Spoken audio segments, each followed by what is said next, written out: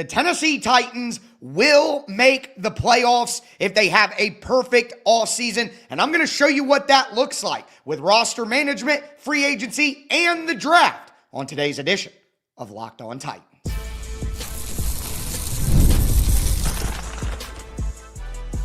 You are Locked On Titans, your daily Tennessee Titans podcast, part of the Locked On Podcast Network, your team every day.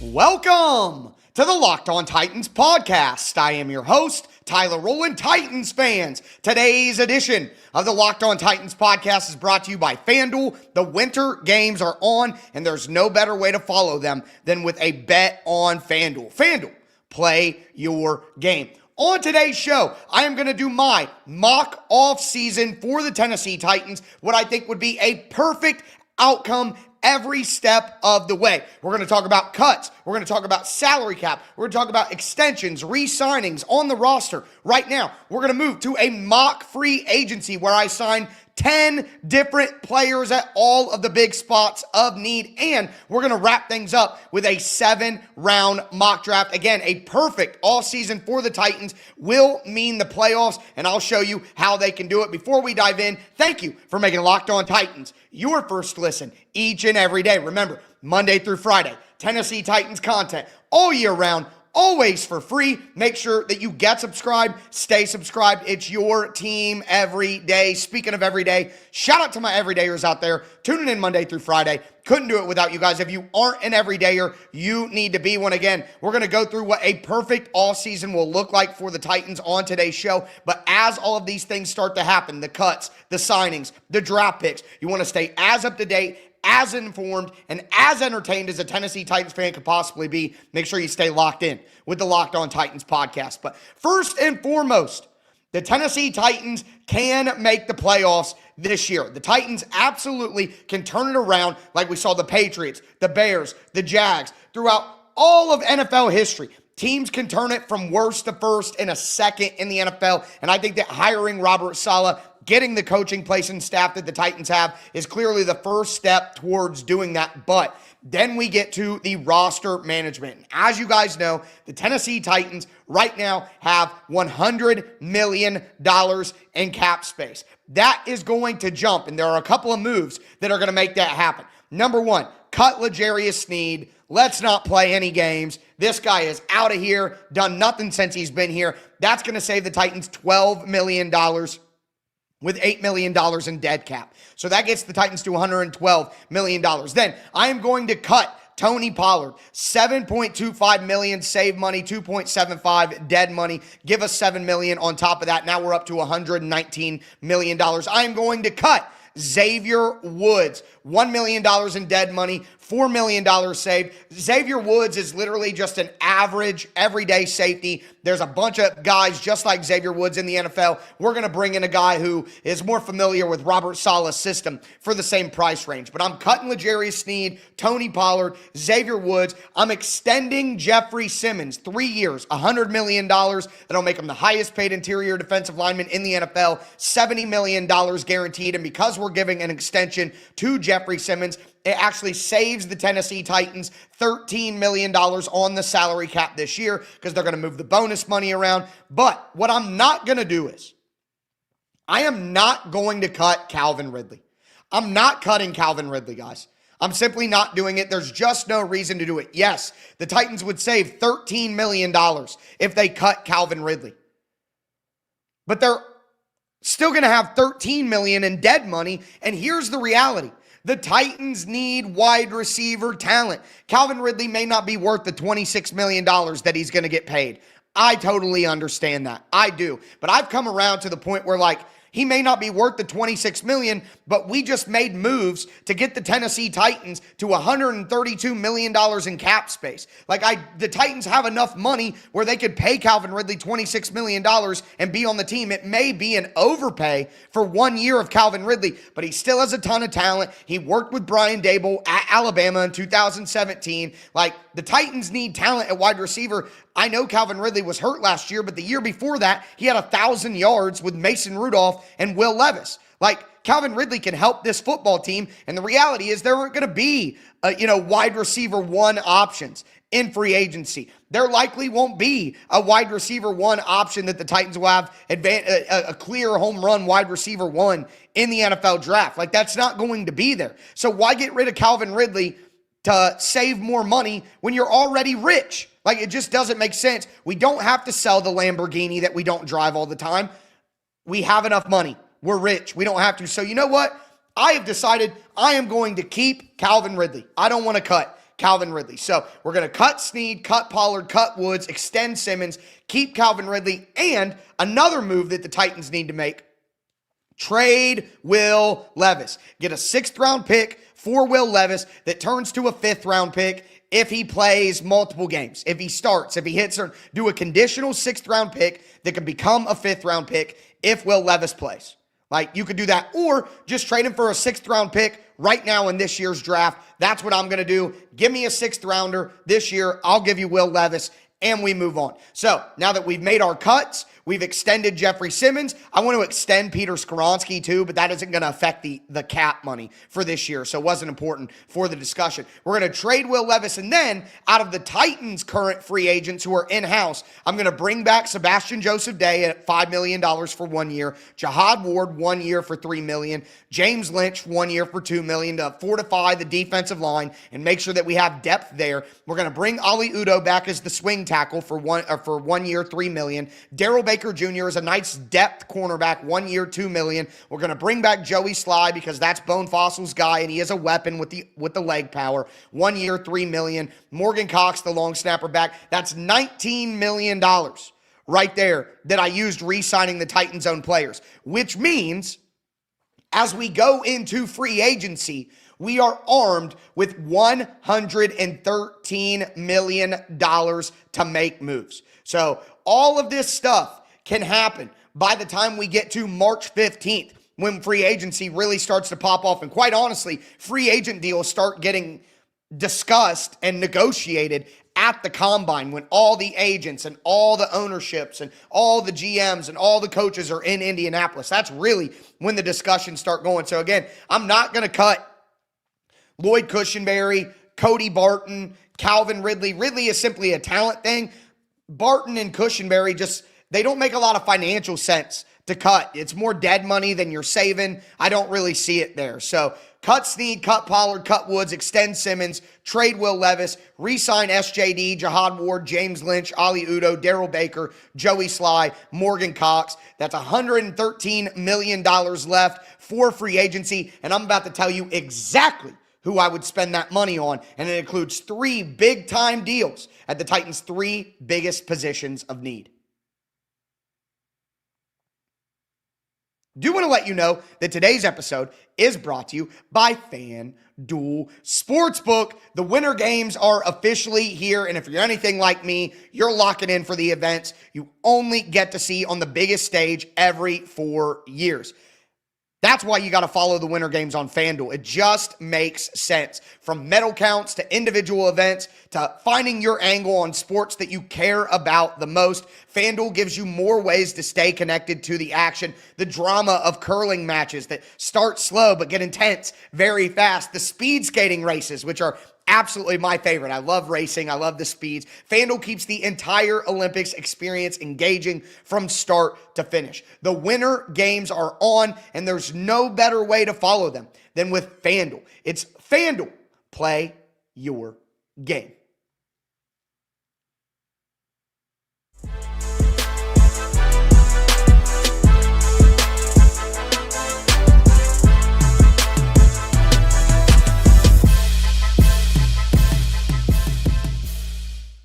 Titans fans, we did our housekeeping. We got our extensions, our trades, our cuts, our re-signings all in place. $113 million ready to go to the market. And I am going to get a wide receiver, and I'm taking a little bit of liberties here.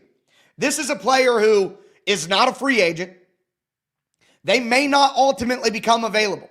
But in the Tennessee Titans' perfect offseason, this player is cut by the Indianapolis Colts, because they want to re-sign Alec Pierce Jr., and the Titans bring over a division rival in Michael Pittman Jr. I think Michael Pittman Jr. would be a fantastic choice for Cam Ward's number one X receiver.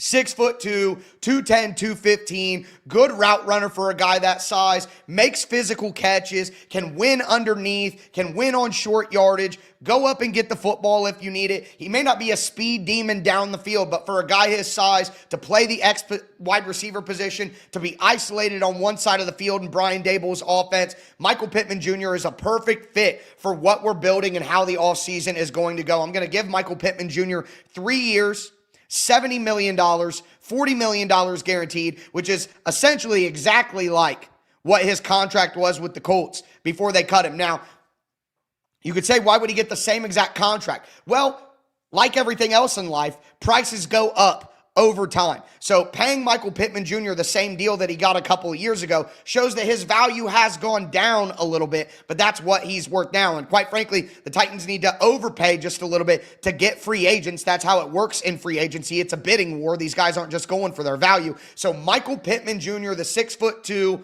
sure-handed, good route runner for a guy his size, finally gives the Titans somebody who they can count on, and then Alec Io-Manor can be his direct backup, and Io can learn from Michael Pittman Jr. and hopefully one day supplant him in a couple of years. But Michael Pittman Jr. getting cut by the Colts so that they can re-sign Alec Pierce is my first signing, and then I go to edge, and there are reports that this player is going to get the franchise tag, and that could absolutely happen. But in the Tennessee Titans' perfect offseason, again, we're taking some liberties, this player does not get franchise tag, does hit the open market, and it's Trey Hendrickson. Now, I know that Hendrickson is a little bit older, and he may not be a perfect long-term solution for the Tennessee Titans, but I don't think a guy like Alontae Owe is going to be available. I don't think that he's going to be somebody who hits the market. I think the Chargers just traded for him. They're going to keep him on the team. But Hendrickson has had problems with the Bengals the last couple of years. Yes, he had a hip injury last year and played 7 games. But prior to that, 17, 15, 16, 15. Like, this is a guy who plays games. And he's been a 4-time Pro Bowler in those 4 years that I talked about. First team All-Pro. Last season, he had 17 and a half sacks in back-to-back years. This is a guy with 81 career sacks. And let's just be honest. He had a contentious relationship with the Cincinnati Bengals last year. They were out of it pretty early on. Burrow was hurt. There is the chance that Hendrickson said, yeah, maybe I could fight through this injury and play. Maybe I could come back, but I'm not going to.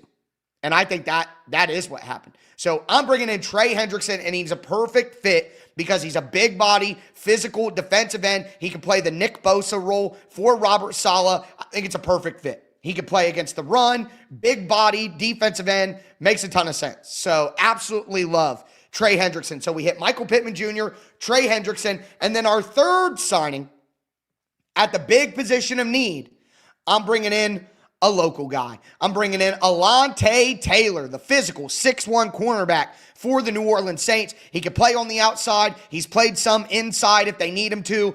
They like to run that big nickel package in Robert Saleh's defensive scheme. You're going to have a ton of guys who can rotate through that. I'm going Michael Pittman Jr., Trey Hendrickson, and Alontae Taylor as our number one outside cornerback. 3 years, $45 million for Taylor. 2 years, $60 million for Hendrickson. 3 years, $70 million for Michael Pittman Jr. Those are the 3 decent-sized deals that I could see the Tennessee Titans giving out at all their big-time positions. And these are players who can come in right away and make a major impact. And look, want to remind you guys, just because I'm doing 3 years 70, 2 years 60, 3 years 45, that doesn't mean that their salary cap hits or their AAV. They're, like Alontae Taylor, 3 years, $45 million. You'd be like, oh, that's $15 million on the salary cap. No, in reality, the way that they structure contracts with bonus money and salary, Alontae Taylor's probably going to be $8 million on the salary cap. Hendrickson, 2 years, $60 million. He's going to be $30 million on the salary cap. It'll probably be about $20 million on the salary cap. Same thing with Pittman, 3 years, $70 million. He's not going to be $23 million on the salary cap. He's going to be about $15 million because that's the way teams structure the contracts. They give big-time bonuses that get spread out throughout the contract, and then they can keep the salary low in year one before the salary goes up to help finagle the cap hit So just because these, 2 for 60, 3 for 45, that doesn't mean it's 15 and 30, because if it was that, we would run out of money very, very quickly. But that's not the case. So wanted to iron that out real quick. Now we move to the smaller signings, because the Titans need a lot of depth signings here as well. On the offensive side of the ball, I'm going to go with the guy who's worked with Carmen Brasillo before during their time together with the Raiders, Dylan Parham.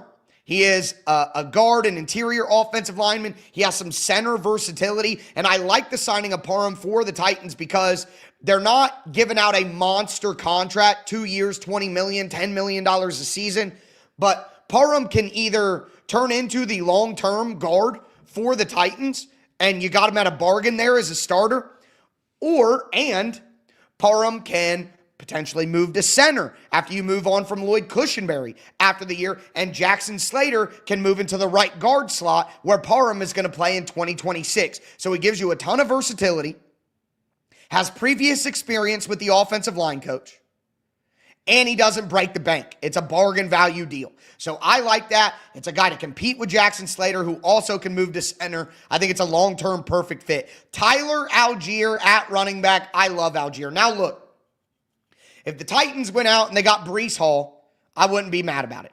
But I think the Titans are only going to give out a couple of big-time deals. And I think those deals and that money needs to be spent at wide receiver, edge, and cornerback. Now, if Michael Pittman Jr. doesn't become available and Wan'Dale Robinson doesn't become available, I would rather give, a $11, $12 million deal to Breece Hall than Romeo Doubs at wide receiver. Like, to me, that's not a big enough upgrade, in my opinion, to spend the money that you're going to have to spend $15 to $18 million on Romeo Doubs. I would rather give 11 or 12 to Breece Hall and make that my third big contract. But with what the Titans are doing here and how much they're spending, I just don't know if they need to go out and spend big at running back. Get a running back in the draft.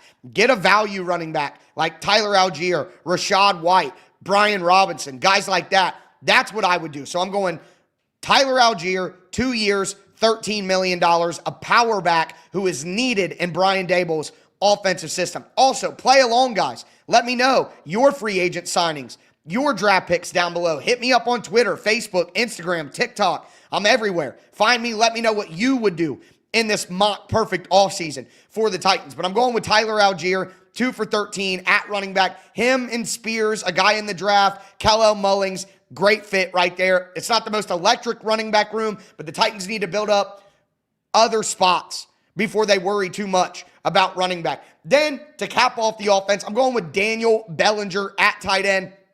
You're going to see this a lot, guys. Daniel Bellinger played with the New York Giants. He was just in Brian Daboll's offense for multiple years. He's a big-bodied, traditional tight end. Him and Gunnar Helm together, absolutely perfect fit. That's the kind of guy I want. Adam Troutman, Foster Moreau, guys like that, traditional body tight ends who are versatile and can do everything.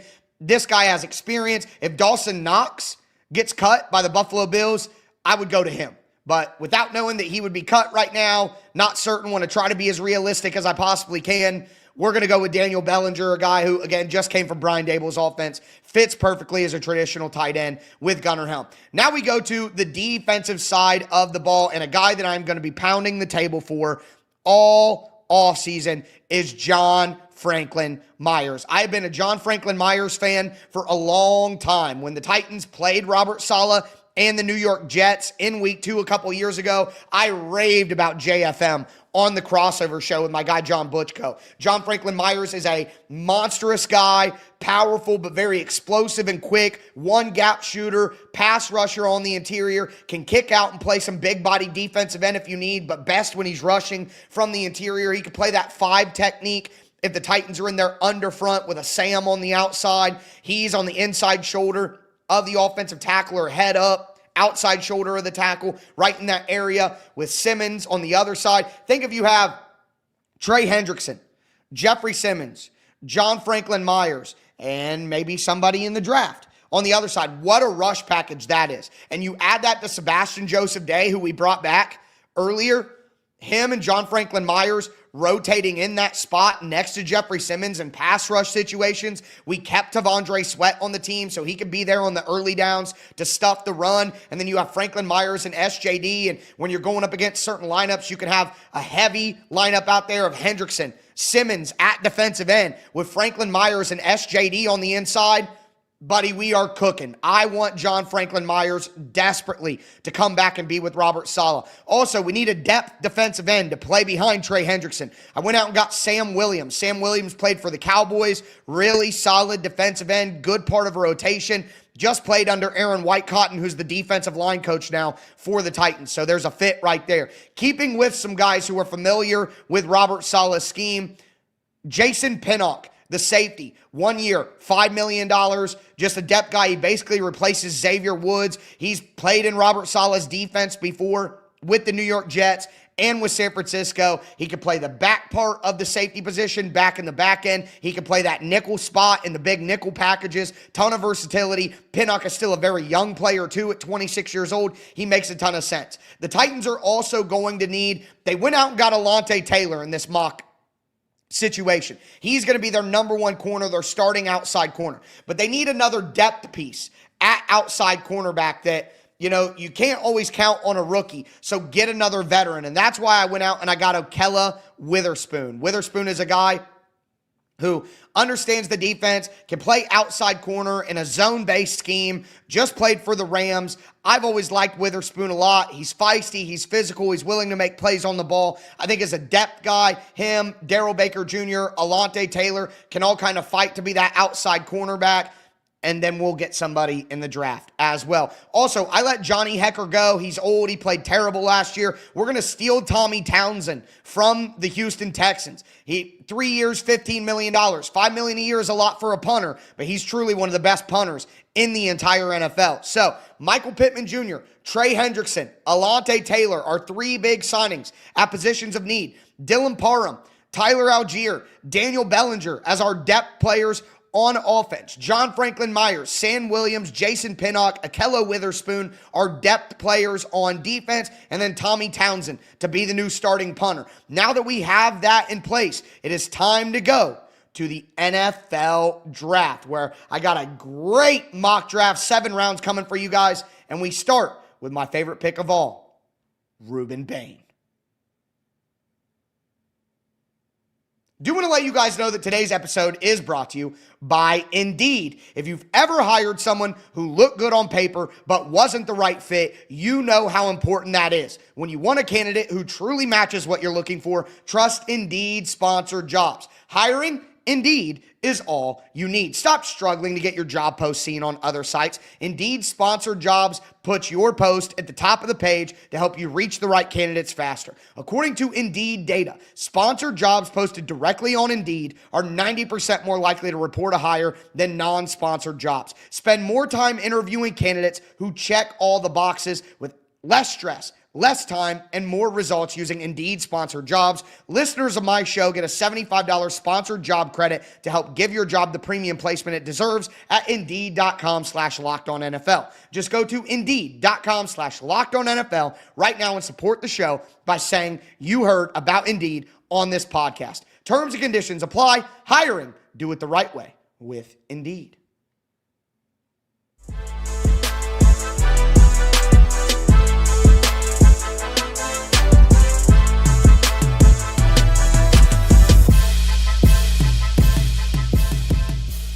Titans fans, let's continue and cap off today's mock off-season edition of the Locked On Titans podcast. Again, we did our house cleaning with our cuts, our extensions, our trades, our re-signings. We hit free agency where we spent a ton of money on 10 different signings. Actually, 11 if you count Tommy Townsend. Sorry about that, Tommy. We're happy to have you. But now it's time to finish off this perfect mock all season with a 7-round mock draft. And then I'm going to go over the roster as a whole. Before we finish up, though, do want to thank you for making Locked On Titans your first listen each and every day. Make sure that you guys check out the Locked On Titans Everydayer Club. The link for it is down below in the description. You get an ad-free version of the podcast. You get added to a Locked On Titans group chat where we're going to be talking about all these moves all season long. You're going to get access to a Locked On Titans merch store as well. You guys got to go check it out. Again, only $5 a month. The content is free Monday through Friday, all year round. It's basically the cost of a cup of coffee, and you support the show. So some bonus content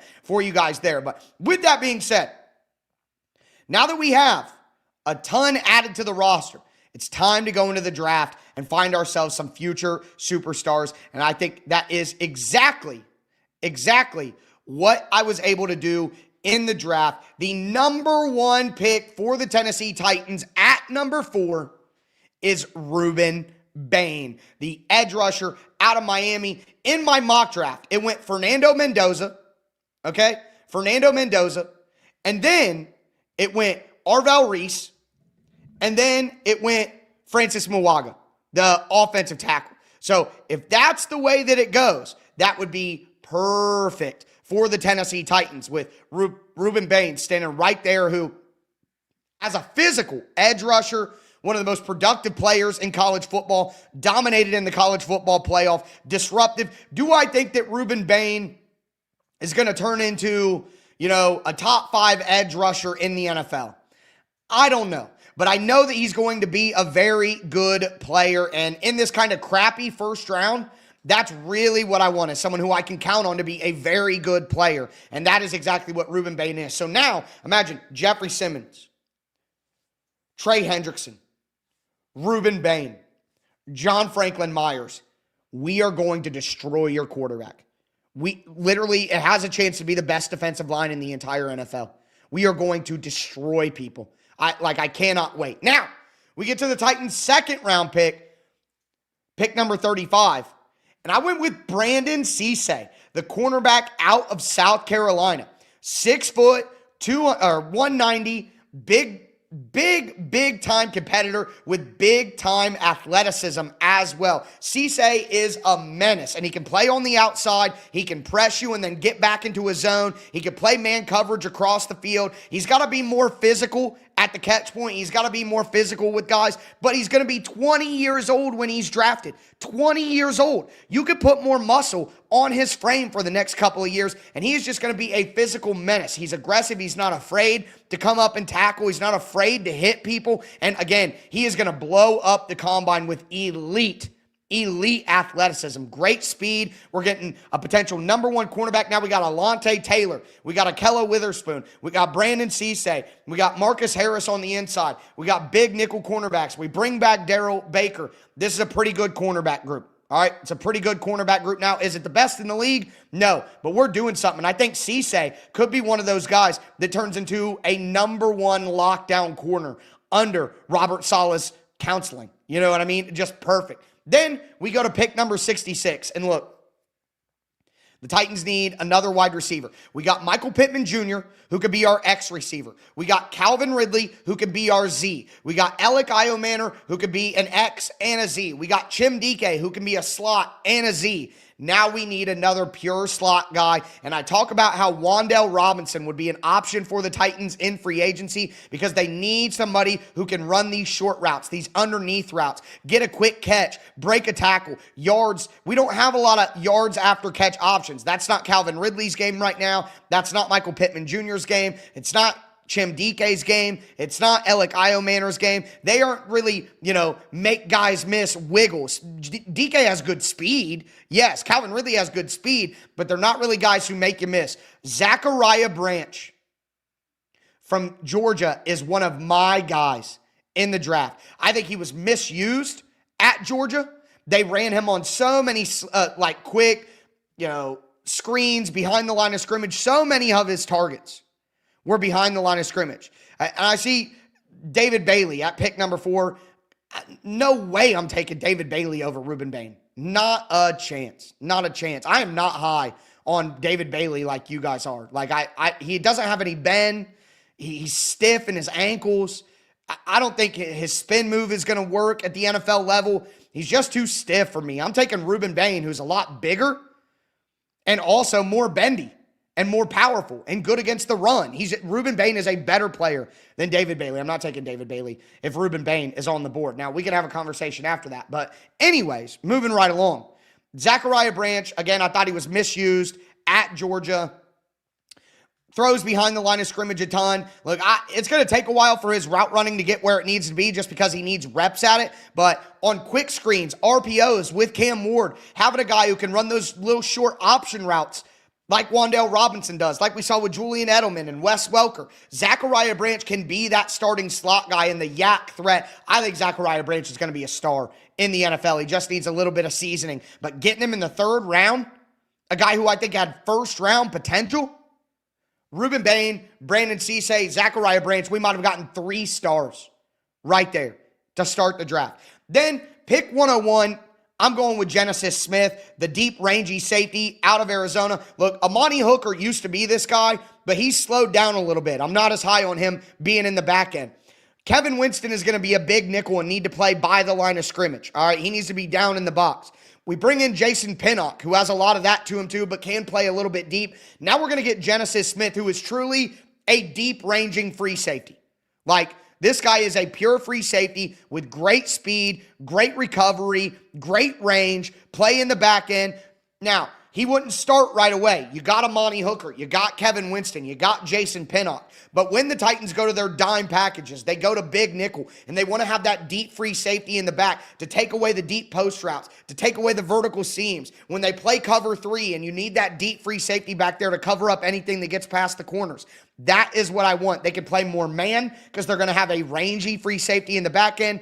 Give me Genesis Smith, and what a sweet name as well. Then, in the 5th round or 4th round, I'm going to make a trade, as the Titans have been known to do under Mike Borgonzi. I'm going to trade pick number 142 and pick 140 and pick 238, and I'm going to move up to 132. So I'm going to trade a 4th rounder and a 7th rounder to move up 8 slots, because we got to get the best running back left on the board, and a guy that I absolutely love, Mike Washington out of Arkansas. Washington is a beast. 6 foot, 220, great breakaway speed. He runs a little high because he's a taller guy, but for a guy that's taller, he runs lower than a tall guy typically does. I know that all of that together sounds a little wonky, but it's the truth. He's a tall guy, so he runs high, but he runs lower than most tall guys do, which I think is very important. He's incredibly strong, long arms with a great stiff arm. Like, this is a guy who, for his size, is super agile, patient through the holes, runs downhill. Titans need an explosive runner. Algier isn't explosive. Tajay Spears is, but he doesn't run with power. Mike Washington could be the Titans' #1 running back by the end of the year. I am infatuated with the Arkansas running back. Him and Emmett Johnson from Nebraska. Absolutely love them. So the Titans move up and make sure that they get a good back that they really like. And now they have Spears, Algier, and Washington. And that's a great committee, in my opinion. Then we get to pick number 142. I got to grab Harold Perkins. I think Perkins with Robert Saleh would be a fantastic fit. He's got a ton of versatility. He's played on the edge. He's got former defensive back stuff in his experience.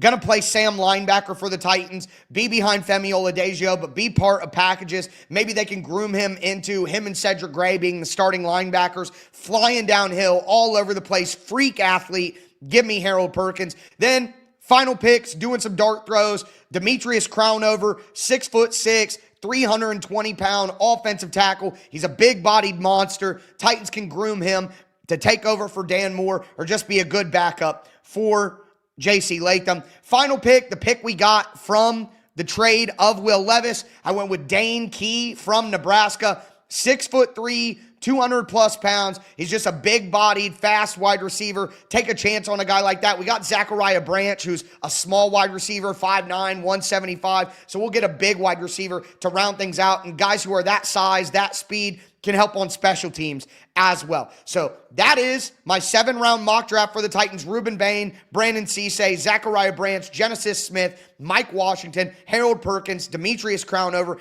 Dane Key. Love what we've done. Now, let's just look at the totality here before we finish up the show. On offense, we got Cam Ward with Mitch Trubisky as his backup. Tyler Algier, Tajay Spears, Mike Washington, and Khalil Mullings in the running back room. We got Michael Pittman Jr., Calvin Ridley, and Chim Dike as our starting wide receivers. We got Alec Iomanor, Zachariah Branch, and Bryce Oliver to back them up with Xavier Restrepo and Dane Key in the group as well. On the O-line, Dan Moore, Peter Skoronski, Lloyd Cushenberry, Dylan Parham, and J.C. Latham. We're going to have Ali Udo as our number one swing tackle. We're going to develop Crownover behind Latham. And we got Jackson Slater, who can work on backup center, and Dylan Parham. Throw Corey Levin in there as well, who I forgot to add into my re-signings. I'm not as certain about Corey Levin, though, I'll be honest, because so much is changing, but you could add him back on there as well. Excuse me.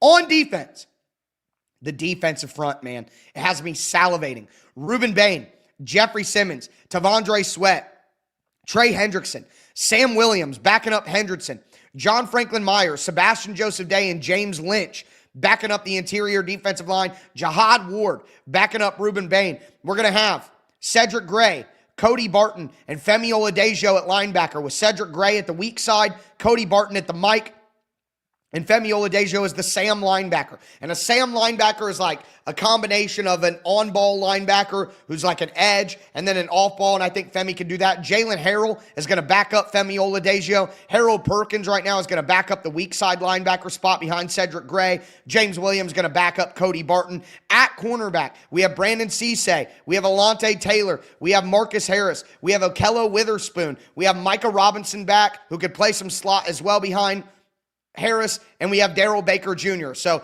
much improved there from where they were at in the middle of the season last year. At safety, Amani Hooker, Kevin Winston, Jason Pinnock behind Kevin Winston, Genesis Smith behind Amani Hooker. I'm bringing Mike Brown back as well. Our specialists, Joey Sly, Tommy Townsend, and Morgan Cox. That is a perfect all season for the Tennessee Titans, and if they can do all of that, they will make the playoffs. Let me know your guys' thoughts in the comments. Hit me up on social media. Fun exercise. And over the next couple of days, I'm going to dive even further into all of these conversations that we're having on today's show. I'm going to do a full episode on the mock draft and the decisions that I made. I'm going to do a full episode on the free agent signings and then options that the Titans would have if they don't get those guys. I'm going to talk cuts and all that stuff even more tomorrow. Can't wait to dive into all of it with you guys this week. That's going to do it for me today, though, folks. As always, I am your host, Tyler Rowland,